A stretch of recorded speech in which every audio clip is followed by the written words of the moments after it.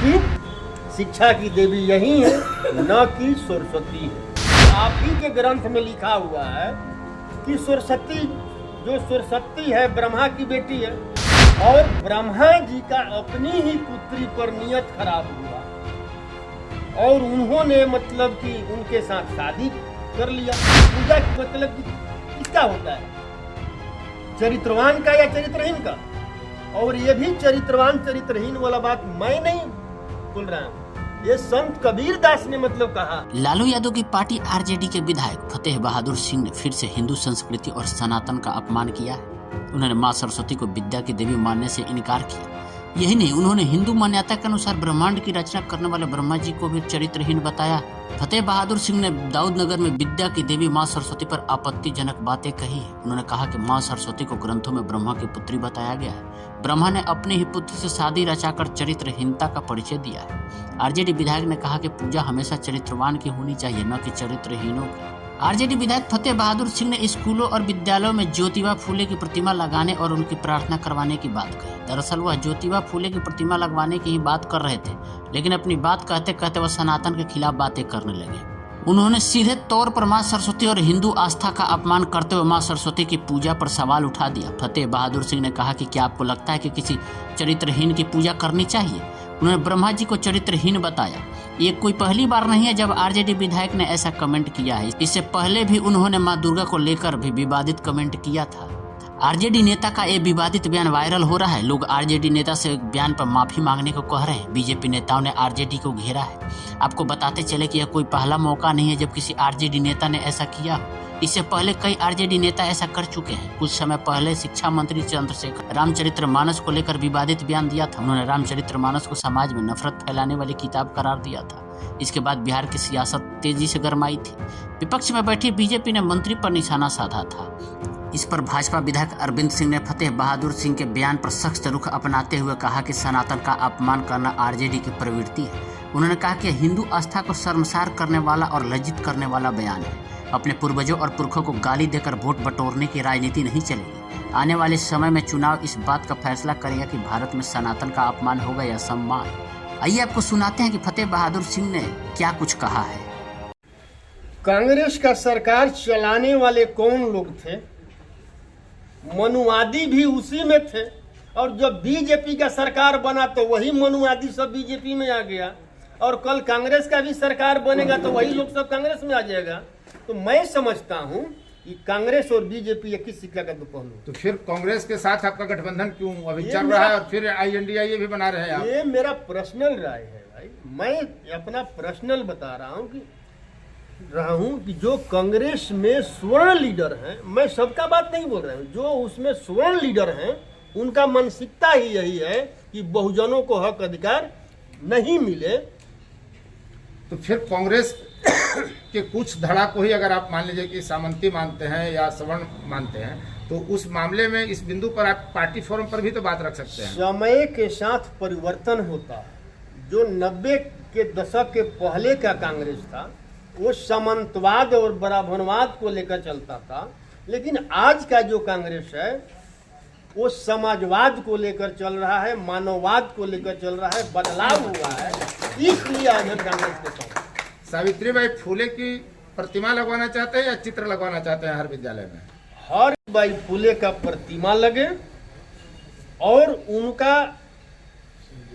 उनका जो जिस तरह प्रार्थना होता है विद्यालय स्टार्ट में, इनका वंदना होना मतलब कि चाहिए। स्कूल में पढ़ाई शुरू होने से पहले हर रोज, और 3 जनवरी को इनका जयंती है, हर विद्यालय में 3 जनवरी को इनका जयंती मना करके हर विद्यालय में याद करना चाहिए, क्योंकि शिक्षा की देवी यही है, न कि सरस्वती है।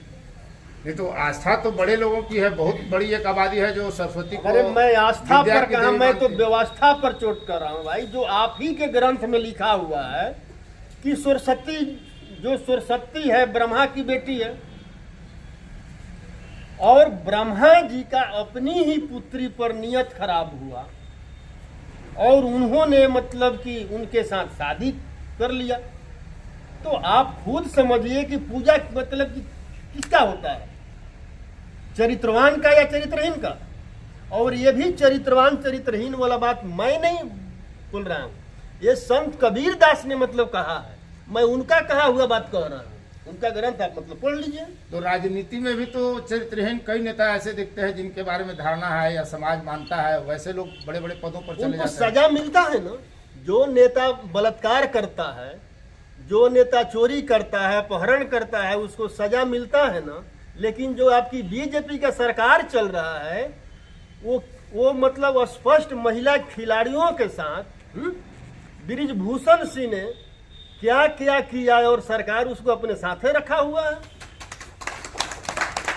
और इसलिए रखा हुआ है कि मनुस्मृति में मतलब कि वही अधिकार उसको है। मनुस्मृति में बहुजनों का कोई अधिकार नहीं है।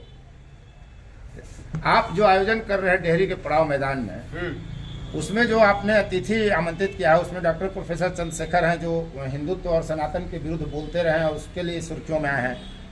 केंद्र सरकार द्वारा कथित तौर पर हटा दिए गए डॉक्टर लक्ष्मण यादव हैं जो प्रोफेसर हैं, अर्जक संघ के अरुण गुप्ता और अन्य लोग हैं। मकसद क्या है आपका? कहीं ना कहीं तो कोई राजनीतिक एजेंडा होगा। आप पत्रकार हैं, आप हमें बता दीजिए कि ब्राह्मणों का लिखा हुआ जितना भी ग्रंथ है उस ग्रंथ में कहीं हिंदू शब्द है क्या? अगर हिंदू शब्द है तो हिंदू का बात करिए। अरे भाई हम हिंदू हैं ही नहीं, हम 90% के लोग कथा कथित हम मतलब शूद्र हैं, हम शूद्र हैं। और ब्राह्मणों ने शूद्रों को हजारों साल शिक्षा से वंचित रखा ताकि उन्होंने अपने पूर्वजों को पहचाने नहीं, अपना अधिकार नहीं समझे। उसी में 85% 90% शूद्रों को जगाने के लिए, अपना अधिकार समझाने के लिए इस कार्यक्रम को रखा है। और मतलब आप ये मान के चल रहे हैं कि ब्राह्मण है बाकी सब लोग शूद्र हैं देश में? देश में 15% अभी आप ही के भाजपा का प्रदेश अध्यक्ष का बयान आया ना कि ब्राह्मण श्रेष्ठ है, ब्राह्मण श्रेष्ठ था, श्रेष्ठ है और श्रेष्ठ रहेगा। 3% अगर श्रेष्ठ है तो 97% क्या है? जाकर पूछ लीजिए उनसे, वो तो शूद्र न है। और 3% और जब सम्राट चौधरी ने ये बयान देने से पहले एक गुलामी स्वीकार कर लिया उसका कि मैं भाई तुम्हारा गुलाम हूं। मतलब आने वाले लोकसभा चुनाव में राजद का एजेंडा यही रहेगा, शूद्र बनाम अन्य या ब्राह्मण बनाम अन्य शूद्र। हम ये सामाजिक बदलाव की बात कर रहा हूं, मैं राजनीतिक बदलाव इसका राजद से कोई लेना देना नहीं है। ये पूरे बहुजन समाज के लोगों का भविष्य का बात है। हम प्रकाश की तरह, हम पूरे बहुजन समाज के लोगों को जो 97% भारत के मूल निवासी हैं, 97% जो भारत के मूल निवासी हैं, 3% विदेशियों से मैं 97% के मूल निवासियों को मानसिक गुलामी से आजाद कराना चाहता हूं।